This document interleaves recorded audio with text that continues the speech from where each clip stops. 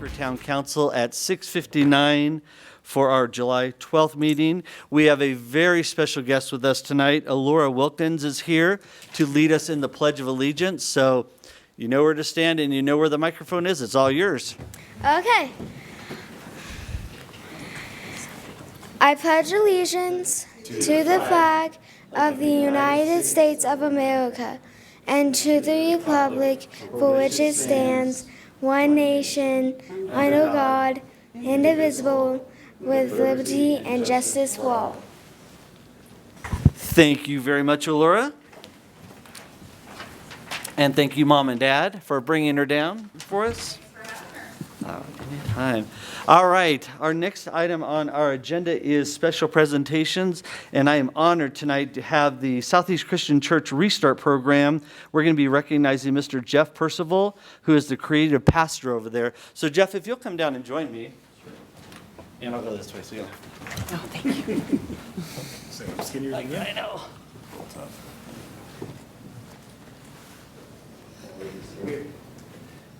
I'm very proud to present this to Mr. Jeff Percival, who's the creative pastor at the Restart Program here in Parker. And this was your idea to start this program. And I know you had a little help from a lot of people. But I just want to provide a brief description of what it is. The Southeast Christian Church Restart Program has greatly contributed to helping small business thrive in Parker, Colorado.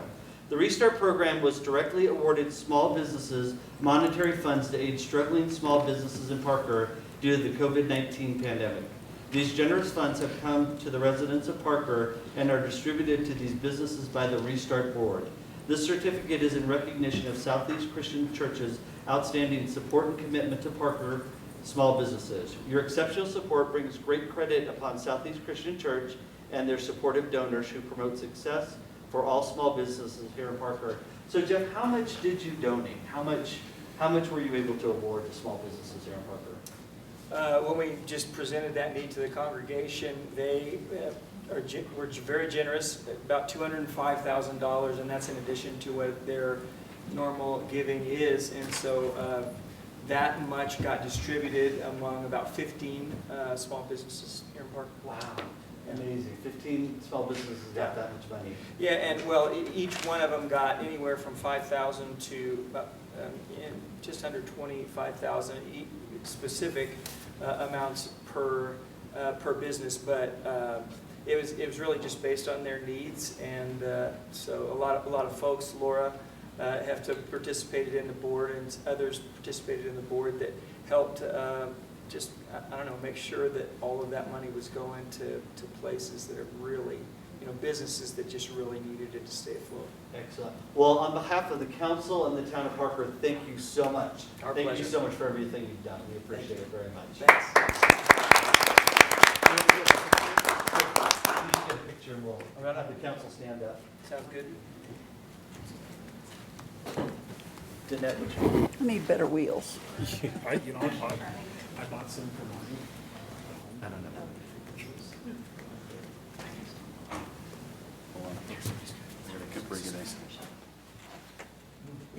Got it? All right.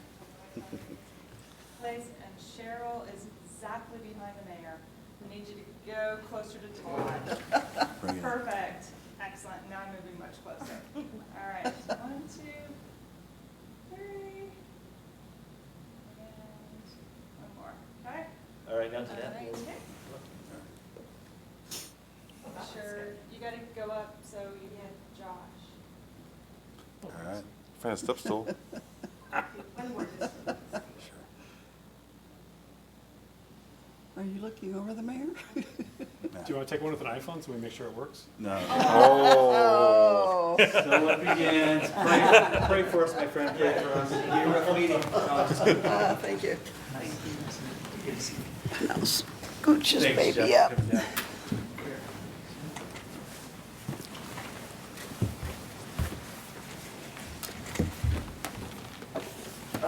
All right, our next order of business is our monthly updates. First up is the Chamber of Commerce. Do we have anybody here? Then over there online. Do we have it on Zoom? by We chance? have Andrew White, Ashley Bedell, Dan Skehan, Carl Stout. Any? That's it. Nope. All right. Strike one for the chamber. Next up is the Downtown Business Alliance. Come on up. Good evening, Town Council members and Mayor. Thank you for having DBA on the agenda tonight. Little green light at the bottom. What about now? There you go. Perfect. The Downtown Business Alliance is very excited to have life getting back to normal. We co-hosted a very successful Car Fest in mid-June with over 120 custom cars in downtown, and the area was bustling. We are now planning 2 more events coming up this fall. Our first annual Oktoberfest golf tournament will be held on September 27th. We are excited to get Parker people together to play golf at the private Black Bear Golf Course, and we'll be celebrating German style. Look for more information on our Facebook and Instagram pages at Downtown Parker, Colorado, as well as our website. We are also planning our first annual zombie walk in downtown Parker. This will be from Parker Station in the studio down to West Main Tap Room. This will be a family fun activity held on October 30th with stops along the way and live music throughout. We'll have more information on our platforms to come. Finally, our Adopt a Street will be on July 17th at 9 a.m. on Pikes Peak Drive from Main Street to 20 Mile past Best Buy. If you have students that are in need of community service hours, please visit our website and contact us. Thank you for your time, and do you have any questions? Awesome. Excellent presentation. Thank you. Excellent. Josh, questions, comments? No. I thought you were. Okay. Anyone else? And thank you. And congratulations on a successful car show. Yes, it was My so much son fun. had at least 3 cars out there that he wanted to Yeah, buy. So it was a lot of fun. The Ferrari, the Corvettes. It was great, though. It was really great. Thank you. Thank Thanks, you, guys. ma'am. Next up is public comment. We have 3 ways of making public comments here. Number 1 is in person, obviously. Number 2 is on Zoom. And number 3 is by an email to the town clerk's office by 5 o'clock on the day of this meeting. So far, I think we have received 3 public comments this week that will be included in the July 12th meeting minutes. And those will be in there. And so we have our people that have signed up for in person. So first up is Corey Nelson.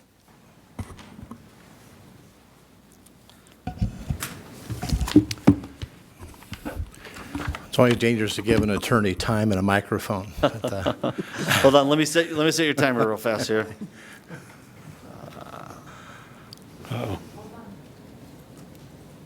Not working. oh, does that mean I can have unlimited time? You gotta If cut it me- was anybody else, I would say, sure, just get going. You'll be on the honor system. Hard by the minute, right? All right. No. Are you good? Oh, I got 3 minutes. Oh, I'm good. Okay, right? Nope, hold on. Almost. John, can you be my timer? Okay. All right, go ahead, Corey. Great. All right. Hi, my name is Corey Nelson, and I'm a resident here in the town of Parker. I've been here for about 14 years in the Idlewild neighborhood as a neighbor of Josh's over here. My daytime job is I work as an attorney downtown Denver. For 31 years, I've been a prosecutor for the city and county of Denver. I have also been a Cold War veteran. I got my money to go to law school by being in the U.S. Army. As a result of my drive for public service, I've made a decision. I've announced myself to be a candidate to be the Republican nominee on the November 2022 ballot to be the next clerk and recorder for Douglas County. As you know, Merlin Claus is term limited, and so we need to have somebody to replace him that can watch over our election system here at the county level, DMV, and also property recordings. Those are the 3 areas the clerk and recorder handles. It's not required to be an attorney to be the clerk and recorder, so I think I'd be the first one in Douglas County to have that kind of level of education. Both Merlin and Jack Aerosmith, who before him were the clerk and recorder, came from outside that office, and so they were great leaders, and I hope to follow them. And also, as you may know, Merlin Klotz had to sue Wayne Williams, our Secretary of State, to protect Douglas County's right to have an independent decision as to what ballot counting machines that we used. So I called the wise Merlin. He looked back at it now, he made a pretty good decision. We need to make sure we have that independence. Part of that job of clerk and recorder is, of course, is working with municipalities to help them on their elections. I do have concerns about some of the things the state legislature tried to do this past fall that might restrict those kinds of issues, especially on ranked choice voting, but something we can talk about. My website, for people who are interested in looking at my qualifications on my past history, is www.Cory, K-O-R-Y, then the number 4, Dougco, Cory4Dougco.com. I certainly look forward to the opportunity to work with this administration in future elections and in the future to make sure that things are run here from my hometown of Parker as well as other towns in Douglas County. Well, thank you very much for your time. I look forward to getting you to know you even better in the coming years. Thank you. Thank you, Cory. Good luck on that. Let's see. All right, next up is Mr. Ramsey. And Mr. Ramsey, let me get my timer set here.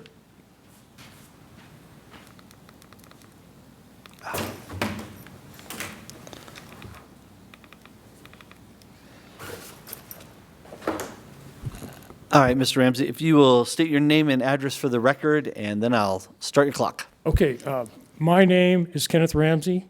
I live at 3862 Avenue, Parker, Colorado, 80134. Great, go ahead. At 3.5 billion years old, sulfate-reducing bacteria among the oldest living bacteria on Earth. Today, insects are the most successful living creatures on Earth. Sulfate-reducing bacteria and insects can be annoying, painful, and even dangerous, but wholesale killing is not the answer. We need bacteria and insects for the health of our planet. Have you noticed how few insects there are this year? My next-door neighbor has lost his beehive 6 times in the last 10 years. What happens if we have no bees? And our insect and berry-eating birds are starving. At the Parker Pace Center now are photographs of birds taken by 13 wildlife photographers, and the photographers have written their stories about the thrill and joy of wildlife photography. If there is no food for these beautiful birds, they will die. Are Parker prairie dogs, a keystone species, good for anything? Yes. Parker prairie dogs are the fast food supply for wildlife and the last-minute motel as well. The town of Parker must do more to protect wildlife in Parker, or there will be only poisons and dead bodies in Parker. Most Parker businesses and many Parker homes have poison baits inside and outside their buildings because poisons are cheaper and less work than kill traps or relocation traps. But insects and wildlife or birds that eat poisons and then die a horrific death. Their bodies lie still for a month or more. These dead bodies attract domestic and wildlife scavengers who eat the poisons, get sick, and die painfully also. Even mountain lions are dying this way. Our doctors are just beginning to understand what poisons in food, water, air, and other products do to our health.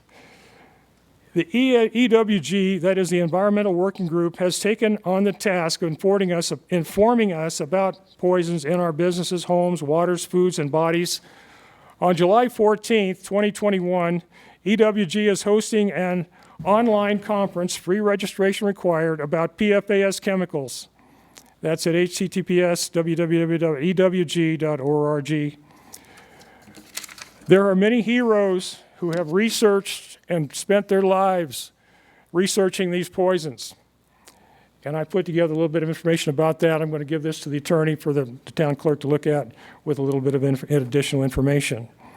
One item of worthy note is Theo Colburn, who was a Colorado-educated in freshwater ecology at the Western State University in Gunnison, Colorado, had done a great deal of work all around the world and received many awards for her work in poison research. And in 2012, she sent a letter to President Obama asking for his help with the endocrine disrupting chemicals in our bodies. And Theo can be seen on YouTube reading her letter to the president in 2012, even now. Thank you. Excellent. Thank you, Mr. Ramsey. Appreciate you being here. All right, next up, do we have anybody online that wants to make a public comment? If you would like to make a public comment on Zoom, please raise your hand. No public comments. Thank you. Next up is item number 6, report items and comments from mayor and council. I'll start to my left. Councilmember Hefta. For all those who worked hard on the 4th of July celebration in the town, we had a beautiful celebration here. I had the opportunity to go out of state for a couple of weeks to North Dakota to visit family, but I must say that I was so excited to come back to Parker, Colorado. We live in a beautiful state. We live in a beautiful town, and I just want to say I'm truly grateful for all that the town staff and administration does to make this a wonderful place. Thank you. Great. Councilmember Barrington. I had the honor and privilege to take part in the swearing in of Parker's 2 new police officers on June 23rd. So I want to recognize their accomplishment and dedication as they begin to serve in our community. I also attended Parker Arts season announcement, their opening on the 29th, and it was a party. Everybody's having a great time, so I'm excited for that season. And the 4th of July celebration, I also attended that, and it was great. It was really fun to see everybody out there having a good time, and staff did such a great job putting that together, and it was a good time had by one and all. Thank you. Councilmember Dyak. Thank you very much. I as well attended the Parker Arts season announcement along with council members Hefta, Barrington, Hendricks, and the mayor was there. He can add to the comments. I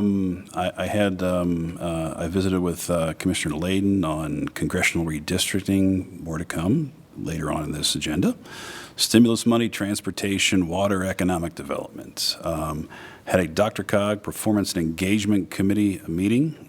We talked about our board retreat, which is coming the end of August. We also talked about our collaborative assessment. That is basically a questionnaire to benchmark how well the 59-member board works with each other. So we are doing very well according to the results. In addition to that, I had E470 duties, executive committee work session. I had a legislative briefing by our people who go there. We had attorneys and everything dissecting what was happening down at the state. And also the board meeting for E470 later on. We had a remnant property disposition. We are going to give 3 acres to Arapahoe County so they can widen gun club. And there is an interested party in the remaining 25 acres of that remnant piece. That will go to through a public process to see if there are any additional interested buyers. The 48th Avenue Interchange Feasibility Study authorization. That is an interchange that Aurora wants to accelerate. It is in the E470 master plan, roughly around 2030. They want to consider getting it underway close to as soon as possible as we can do. We also had a contract amendment according to the 11th Circuit Court of Appeals. There was a ruling that stated third-party disclosures prohibition violated by debt collectors transmittal of information to its letter vendors as a communication in connection with the collection of any debt. Corey, I'm doing this for you. So effectively, E470 has a vendor who does collections for the authority on delinquent accounts. If you give information to a printer, you were in violation. So effectively what had to happen was the vendor bought out their printer. They brought it in-house, so we had to basically take the money we were going to spend for printing and put it over into debt collection. And that concludes my report. Thank you. Great. Thank you, sir. Councilmember Hendricks. Thank you, Mayor. Actually, nothing to report. I was on family vacation for over a week at Yellowstone and Grand Tetons National Park. Well, But we're glad you're back, though. Yes, no bears got me. Councilmember Pogue. Yeah, I haven't had a lot of meetings this past, week or two, but I did get a chance to meet our 2 new police officers. That was a little late to the ceremony, but I got a chance to meet them right at the end. And I'm glad that we have some new folks on board. And then we went with the mayor to the Canvas grand opening. That's a really eye-opening facility because of the way they're doing it. It's all electronic. And I did not know they were the prior public service company of Colorado, so it was nice to get educated. Thank you. Councilmember Rivero. Thank you, Mr. Mayor. I too, like a few others, have just got back into town and back into the swing of things and look forward to it. Just a couple notes for myself. I'd like to personally congratulate Ms. Carrie Glassburn, new director for Parker Arts. Outstanding and well-deserved. I'm very much a proponent of in-house succession plans, and not that say that was the case here. We have such a wonderful crew at this organization, and if we can keep them on board and not lose them to other towns, which does tend to happen, but I'm glad we kept Carrie. I think she's going to do great things. She obviously proved she can do great things during COVID, and I'm glad to have her on board. And then lastly, this Sunday, I know that myself and a few others up here will be at the Parker Farmers Market on the 18th with the booth, and come talk to your council, get to know us, pick our brains, tell us what we're doing right, tell us what we're doing wrong, but please come see us this Sunday down at the Farmers Market. I'll be there all day from 7 a.m. to 1 p.m., so please come see us. Great, thank you. Item number 7, consent agenda. Consent agenda items are considered to be routine and will be enacted by one vote and one motion. There will be no separate discussion of consent agenda items unless council votes to remove them. Ordinances on the consent agenda are for introduction only and will not be removed for the discussion. So council, you have 3 items on the consent agenda. So if there's no questions, I'll entertain a motion on the agenda. I move to approve the consent agenda, Mr. Mayor. I'll second. Motion is made by Councilmember Rivero, seconded by Councilmember Hendricks. Please vote when prompted to do so.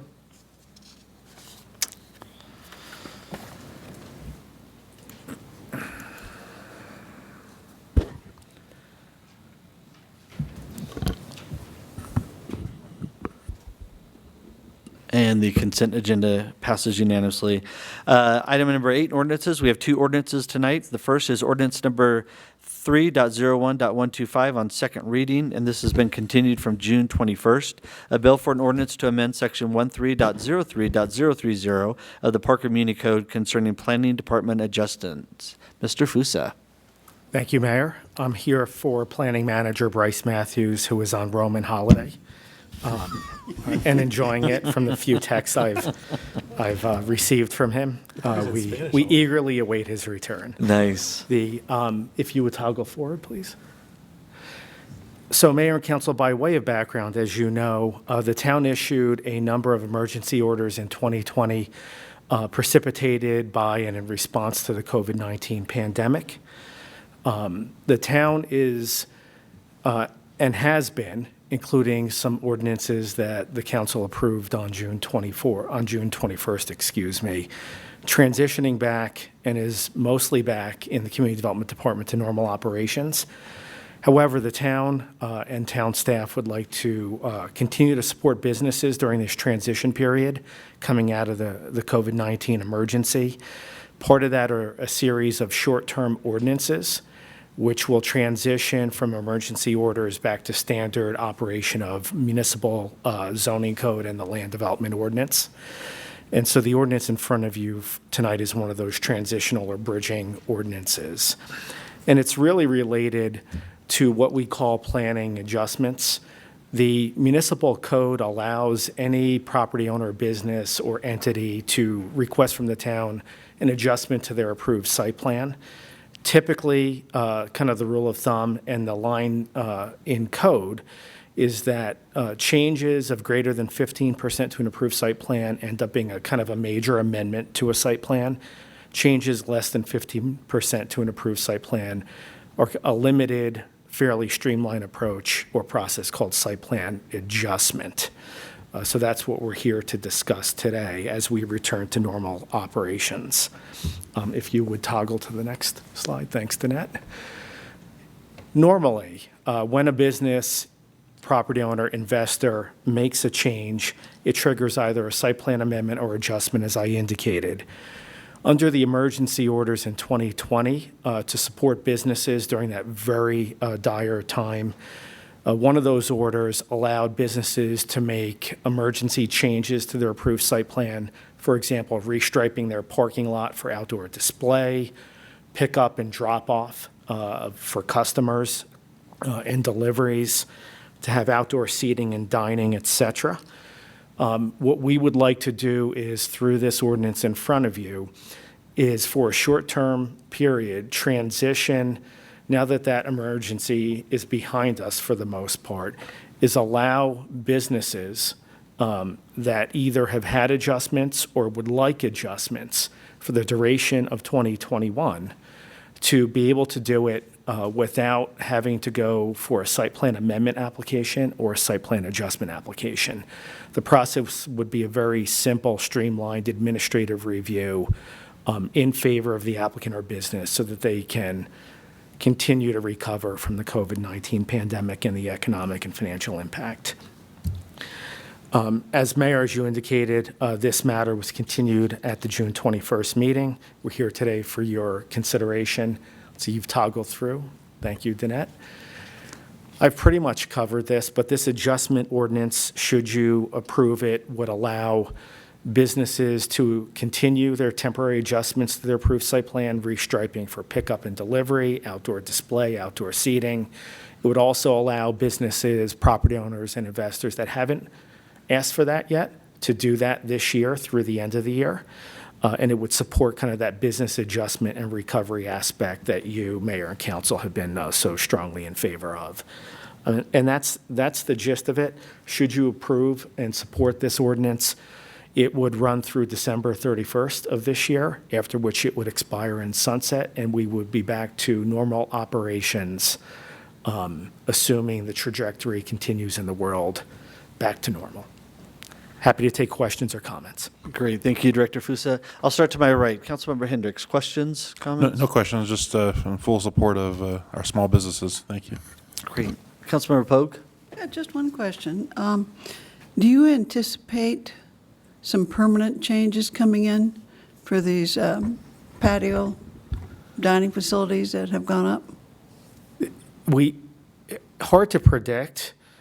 We thought that some businesses and property owners might like to convert the temporary adjustments and changes they had made in 2020 and early 2021 into kind of a permanent feature of their property and their business. So far, though, we haven't had any requests to do that, well, frankly, to our surprise. So I think we had thought that might happen. To date, we've not had businesses and property owners come to us to say, hey, community development, hey, Town of Parker, we'd like to make these temporary changes permanent. It may happen, but I think if it does, it would only be a handful of properties and businesses. This ordinance would help bridge that as they consider their options for a permanent change. Thank you. Thank you. Councilmember Rivera. Thank you. Appreciate Community Development's work on this, Bryce, yourself. Obviously, the business side, absolutely, 100%. My questions, of course, come to you from a representative of the people. Normally, as we approve things, to go more towards administrative approval, would these changes normally come in front of this council, or would this be something that would be administrative to begin with? So site plan amendments and adjustments are typically administrative under current normal code and by operation of code already. So it's not a situation where a site plan adjustment or amendment would typically go to council, but now it's being processed administratively, either in temporary or long run. It's that administrative process is the default or base operating position through code. Perfect. Thank you for answering the question. Appreciate it. Councilmember Dyak, any questions? No, sir. Councilmember Barrington? No questions. Councilmember Hefta? Yes, I'm in favor of that, naturally. And considering that it's going to take several years for some of these businesses to come out of, get into better economic situation, economic recovery, I would even entertain a date beyond that as well, because the average business could take up to 5 years to recover from a pandemic. Thank you. Great, thank you. Let's see, if there's no other questions from the council, we will open it for public comment at 7:28. Danette, if you can check online and see if we have any public comments. No comments. Okay. Any public comments in the room? If not, we'll close it for public comment at 7:28. Bring it back to the council for any further comments or questions, starting with Laura? None. Councilmember Barrington? None, thanks. Councilmember Dyke? Councilmember Rivera. I mean, to button up what Laura asked, was the end of the year chosen for a reason, or would it benefit from being extended? What is your opinion, your staff's opinion? If you're asking my opinion, I'm happy to offer it. Please, yeah. I think for the moment that this ordinance, which is a bridging and transitional ordinance running through the end of the year, my opinion and the community development staff view is we believe that's sufficient, and partly informed by the answer to Councilmember Pogue's question, is that we've not had any businesses or property owners that have made temporary adjustments to their approved site plan come to us and say they either need to continue it beyond this year temporarily or even make them permanent. So I do think if in the business community there is a need for this, we're here in mid-July. I think we have opportunity to hear from the business community individually or some of the organizations that represent them, like the DBA and the Chamber, and perhaps revisit this issue later in the year if there's a need or a request for that. Do you think, I'm sorry, Mr. Mayor, do you think that if this ordinance passes tonight, we would have something that could be available midweek so we could present it to the DBA at their meeting? Like, just to get businesses back on tune with what this is still available. I don't think businesses know this is available, and I would like to have something to present to the DBA on Wednesday. So the ordinance is in its final form, so certainly the ordinance, should you decide to approve it, would be available for either that organization or its individual members for sharing with them. It's a public document. Okay. Thank you, Mr. Mayor. Great. Sure. If there's no other questions, I'll entertain a motion on this ordinance. I move to approve ordinance number 3.01.125 on second reading. I second. And the motion was made by Councilmember Pogue, seconded by Councilmember Hefta. Please vote when prompted to do so.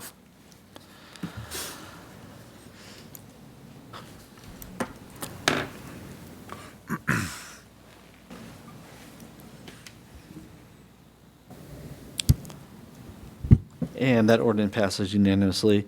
Item number B, ordinance number 5.28.26 on second reading, a bill for an ordinance to amend Chapter 5.02 of the Parker Municipal Code relating to fines for violations of liquor code violations.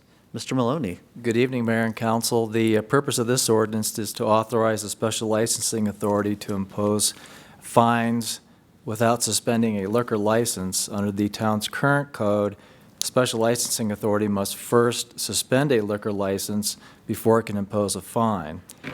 And a fine may be paid by a licensee in lieu of suspension, and there's a formula in the statute for calculating what that fine would be as it relates to the days of suspension. The legal authority to impose a fine without going through the suspension process is Senate Bill 20-110. The special licensing authority has reviewed Senate Bill 20-110 and recommends that Town Council pass Ordinance 5.28.26 and to authorize the special licensing authority to impose fines. Now, the range of fines contained in this Senate bill is $500 to $100,000.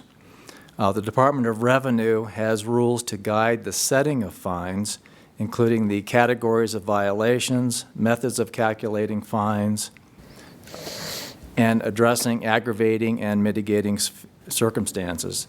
The Special Licensing Authority will use these rules to determine the amount of fines when that case arises. Any questions, Mayor and Council? I'll start to my right. Cheryl, any questions? Yeah, when we first looked at this, the fine range was not so broad. Has there been a recent change on this? No, the law, as contained in that Senate bill, is a minimum fine of $500 to a maximum fine of $100,000. And again, the Department of Revenue has issued guidelines related to how you would actually calculate a fine. Now, how does that relate to the suspension? Are you saying that they can no longer suspend? So now, this is an additional tool to the toolbox of the Special Licensing Authority. Right now, they can suspend and they can revoke a license. Okay. If they suspend, the licensee does have the option under certain circumstances to convert that suspension into a fine. But currently, the Special Licensing Authority does not have the independent authority just to impose a fine.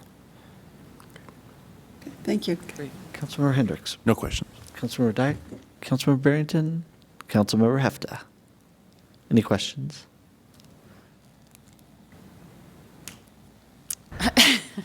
Yes. Just a little bit more information on our special licensing authority, past history on the fines, if you will.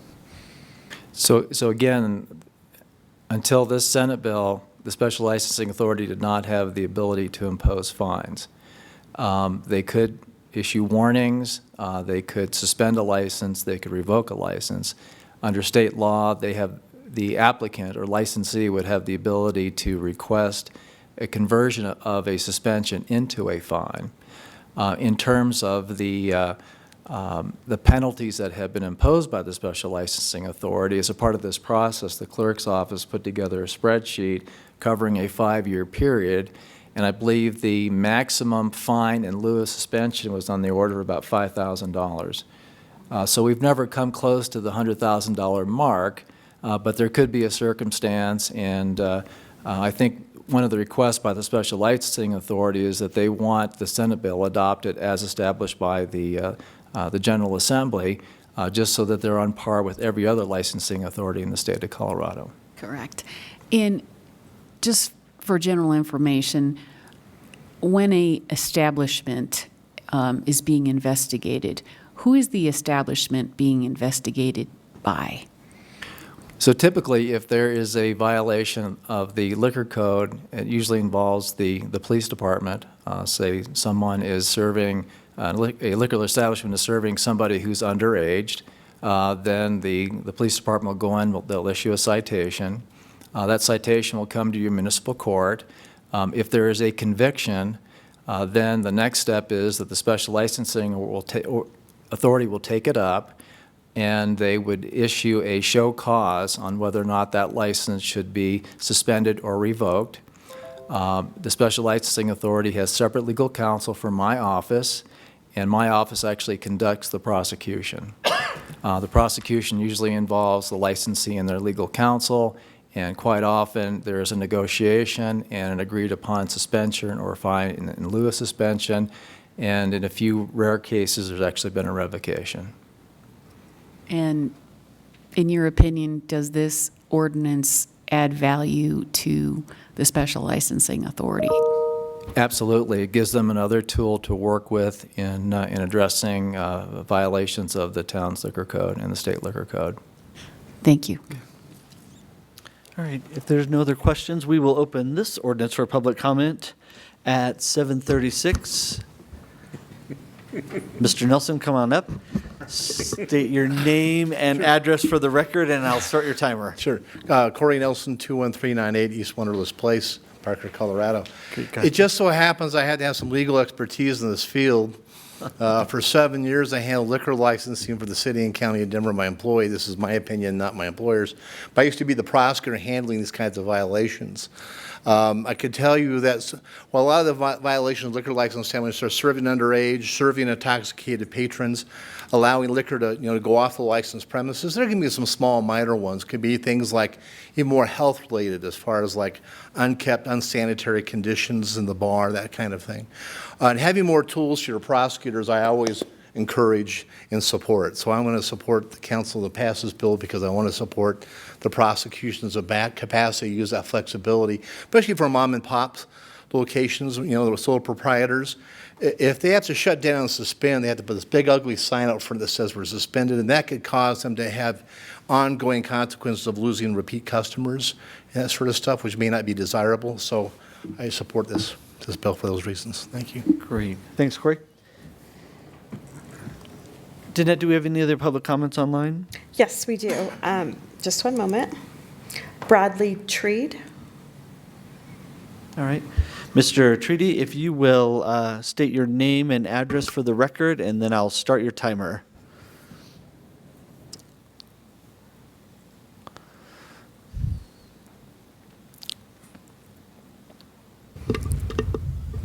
If you will unmute yourself, please. There you go. Okay, Bradley Brady, 6497 Mountain Manor Court, Parker. All right. Go ahead, sir. Okay, hey, I just want you to be advised that while I support this, and I think you all should go for this, here, because if you go to the state bill, it states at the very beginning of it, increase the potential fines for violations related to alcohol beverages between $205,000 to $500,000 and $100,000. So you have a $200 going to $500, which seems fine, but $5,000 to $100,000. So the increase of fines is 20 times greater. So as you make your decision, I want you to think about the small businesses in Parker that are gonna, could potentially, I'm not saying they're gonna get a $100,000 fine, but 20 times change could be huge impact to a small business dependent on how that fine is calculated. Thank you for your time. Great, thank you, sir. Danette, any other public comment? No more. Okay, then we'll go ahead and close public comment at 7:39. Bring it back to council. Any further questions or comments? No, I appreciate Mr. Treddy's comment, but I will state this is state law. It's passed, and that guideline has passed, and those are the parameters that are set. What's good about what we're doing tonight is it allows our special licensing, in my opinion, it allows our special licensing to keep it local, and they can decide on how to find people locally. I'm very much in favor of that, as always, local control. I do understand Mr. Treddy's concern, but again, that law is already passed. That's in the books. We're just simply matching the state law, but the decision still rides in this room, and that's where I like to see it. Great, thanks. Councilmember Pogue? I'm not sure it puts the final disposition of these cases just in Parker. I believe the state can also do some investigation, right? Correct. There are two enforcement bodies. One is the state and one is the town. But it would have to be the state coming in and finding a violation and then prosecuting it. Typically, the violations of the town of Parker are prosecuted right here with our special licensing authority. Yeah, I'm just wanted to point out that we are Right. not the only ones. Right. Councilmember Hendricks. No, I just want to reiterate what Councilmember Rivero said. I'm in favor of syncing up with the state law. Thank you. Councilmember Dyack? Yeah, no, I think the public comment question or observation was sort of addressed a little bit by Councilmember Hefta, who can maybe articulate that more. But we did have a concern about that higher threshold. Again, to Councilmember Rivero's point, we're matching state law. But if you take a look at the number of fines and the dollar amount of fines here in Parker, it is much more modest. And, I think that's what helped us all out as a body when we're discussing. Thank you. Councilmember Barrington. Nothing, thanks. Councilmember Hefta. All right, if there's no other comments or questions, I will entertain a motion on this I ordinance. move to approve ordinance number 3.01.125 on second reading. Wrong one. I'll do it. Okay. I move to approve ordinance number 5.28.26. I have the wrong one? Oh, yes. Well, go ahead, Cheryl. Go restate your motion. Well, let me reopen that up because, Okay. here, I got it here. Yeah. All right. It's ordinance number 5.28.26. Sorry about that. All right. I didn't know I'll my second. computer jumped on me. Motion is made by Councilmember Pogue, seconded by Councilmember Hendricks. Please vote when prompted to do so.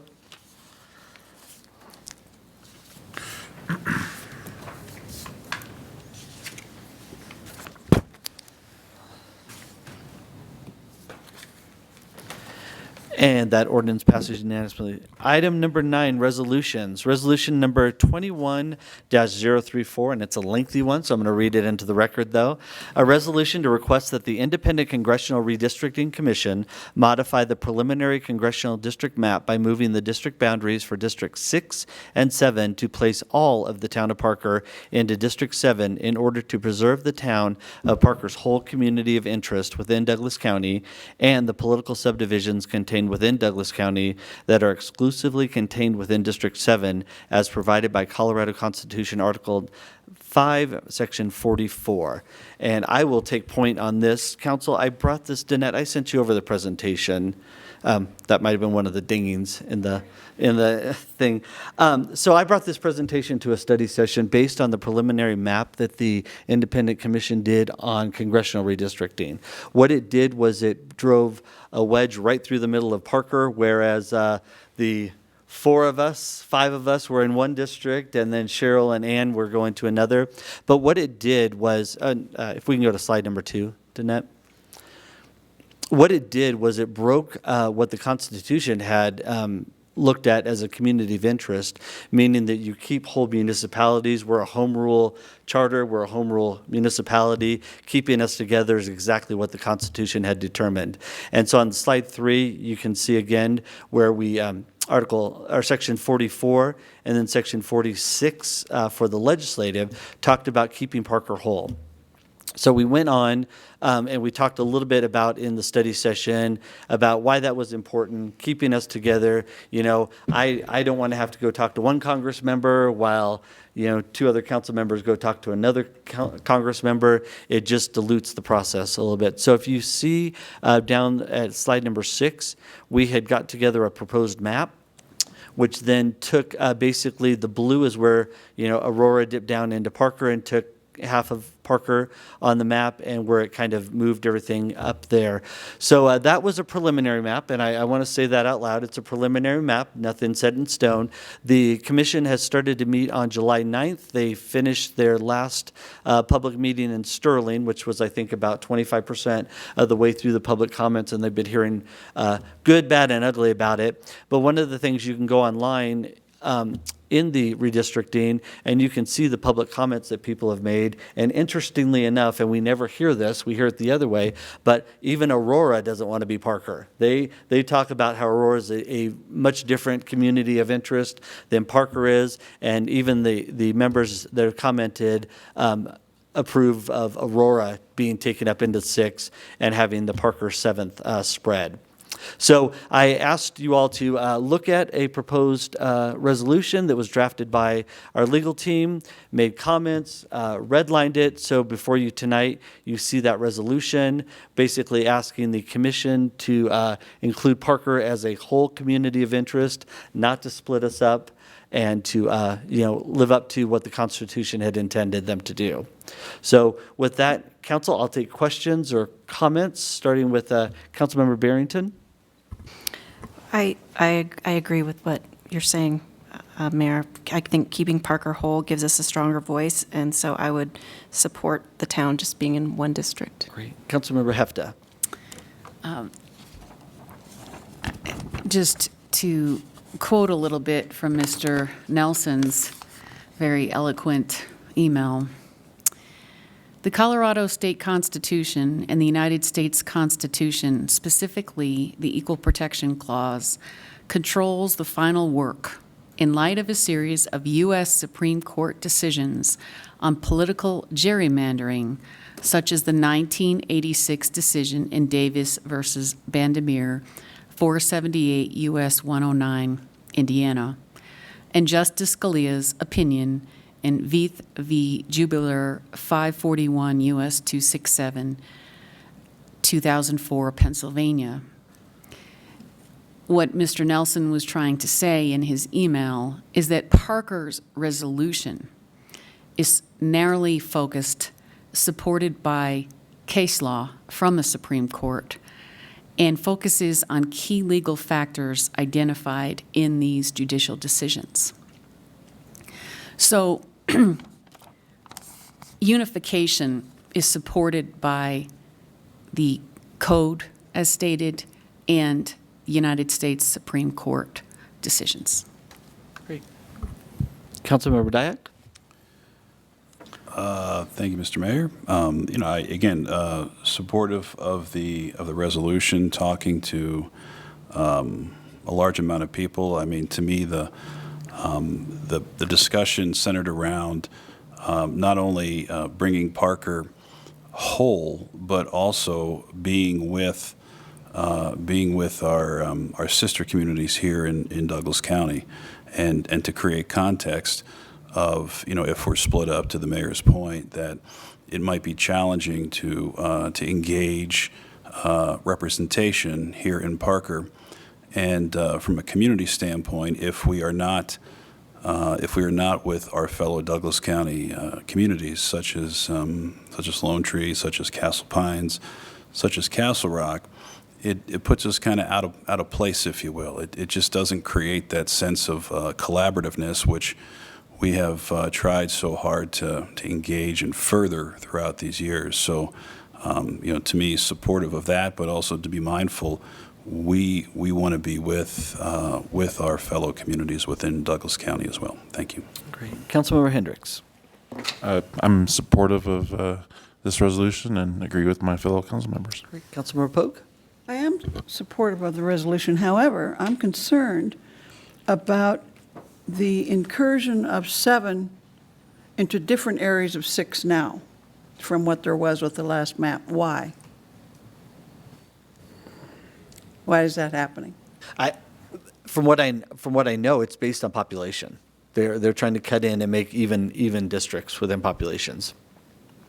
But this is preliminary. Yep. And it's hard to tell on this map where those incursions of 7 into 6 are now occurring. Where are those exactly? Can you tell? Do you know? Where 7 is incurred. Yeah. So the blue is proposed 6. The orange is proposed 7. So I believe we're talking about Lakewood maybe in Beaumar and over in that area where it grows blue there. Is that what you mean? I'm not sure. It's hard to tell without any streets on here. So Parker's. Parker's up over here. Yep. But the way this brings itself down, it's hard to tell what's actually happening. Yeah, well, I think, I'm sorry. No, go ahead, John. No, I mean, I think the mayor's just trying to create context here, a potential alternate solution. If we're asking to be made whole, there has to be a push-pull almost. So, some of the thought is to preserve the communities that you see the changes in. I think it's Beaumar and Littleton, trying to true it up. So, again, not to get into the weeds too much, we're just trying to say, hey, listen, we have a concern as Parker, but we're also trying to create a potential solution to consider. Not saying that they should, but we just don't want to go in and say, Parker needs this, and not try to help them in the conversation. Well, I'm just concerned about not being able to truly identify what this give and take is. Right. Okay. Councilmember Rivera. Thank you, Mr. Mayor. Thank you, Council. Obviously, I've been a proponent of this community and also of this county. Keeping this county together is of the utmost importance. I think Councilman Dyak touched on it perfectly. We work together, we partner together. And I want to say that's not because of red or blue or ideology. We are regionally the same community. We are Douglas County. And splitting Parker would be detrimental, but splitting up Douglas County would be even more so detrimental. We have a lot in common. We work very well with our surrounding communities. We work very well with our commissioners. And it is a pleasure to be able to speak to one rep, if you will. So I am absolutely in favor of keeping this community together and keeping this county together. Thank you. Great. Thank you, Council. We will open this up for public comment at 7:52. Mr. Nelson, first on my list. Hi, Corey Nelson again, 21398 East Wonderless Place, Parker, Colorado.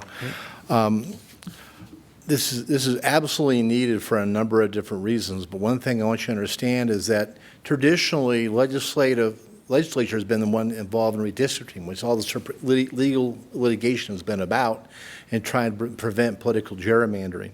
Now, because of constitutional amendments X and Y, we now have an independent commission. The important thing is this is going to set a precedent value for decades, if not possibly hundreds of years. So the final map that they come up with will probably never be changed in the future, except for dealing with pure population. And if Parker is split once, you'll never, ever bring it back again. And the other thing I want to make sure you understand is that this could impact not only congressional districts, but the impact also could be on the legislative districts as well, because they're not going to be able to cross congressional districts. I was happy, I was very honored to be, recommended, nominated to be on the legislative district commission. I wasn't appointed, but I really appreciate Senator Holbert's nomination at that point, but I still want to serve my community and help with this. So not only is your resolution important, it's also important to get every possible member of Parker to submit their own written comments, to this commission so they know we're speaking as a community. Finally, I want to make one suggestion. To make this as strong as possible, I would recommend you amend this to include the fact that in 2025, we'll be part of JD 23, which is separate from JD 18. So we're going to be a part of the community with Douglas County, not with Arapahoe. Again, showing the state perceives us as part of Douglas County, not as part of Arapahoe and Aurora. That fact can also strengthen this resolution. So I'd recommend maybe I'm making a motion to include that little tidbit in there to make it as strong as possible. Good job to your legal folks for coming up with some good language. I support it. Thank you. Great. Thank you, Corey. Anyone else in the room? Yes, Mr. Treaty, you had your hand up earlier. Would you still like to make a comment?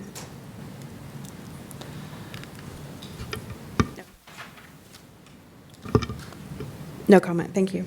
Okay, so no public comments. Then we will close public comment at 7:54.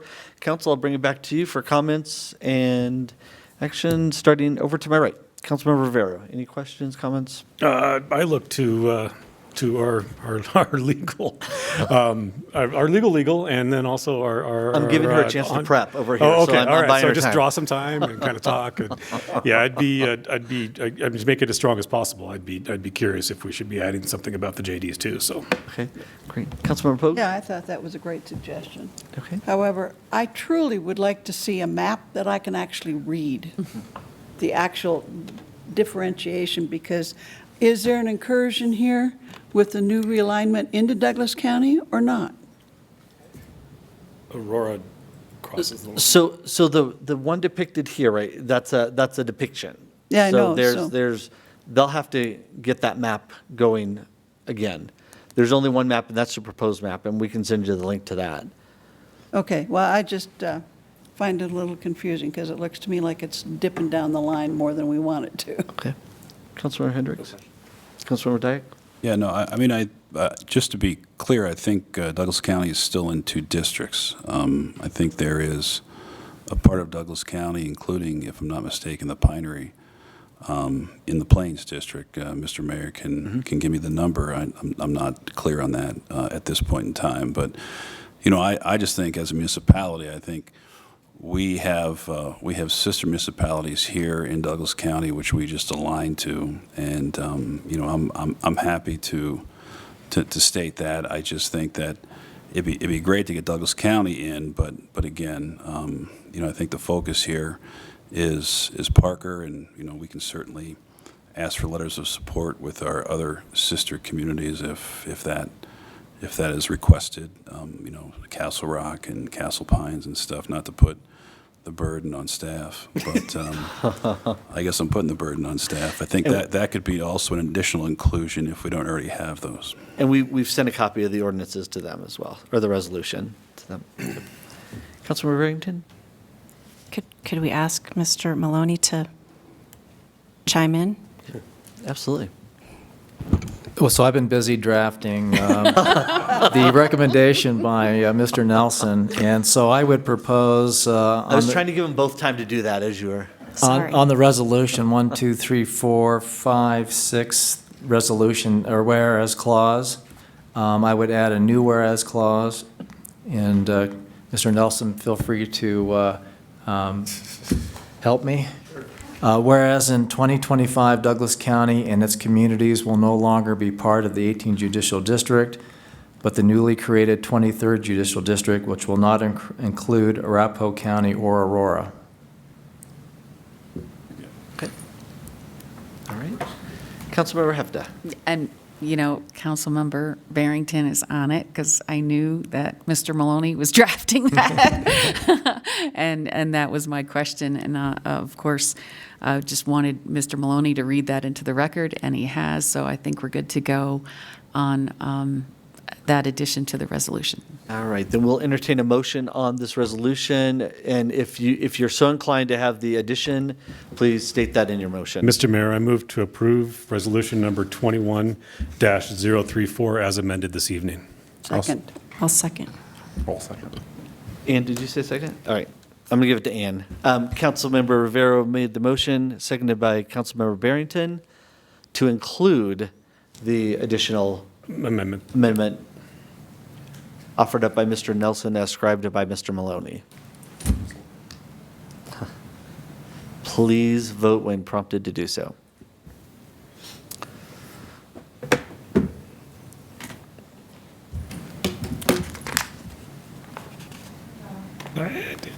Sorry, gotta press C. It's your first meeting? And that resolution passes unanimously. Let's see, with no other items before the Parker Town Council, I will entertain a motion to adjourn. So moved. Motion is made by Councilmember Pogue, seconded by Councilmember Hendricks.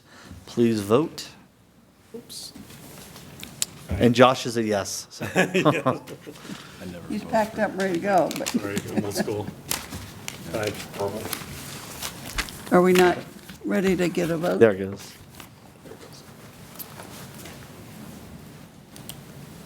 Okay. Now you can shut down.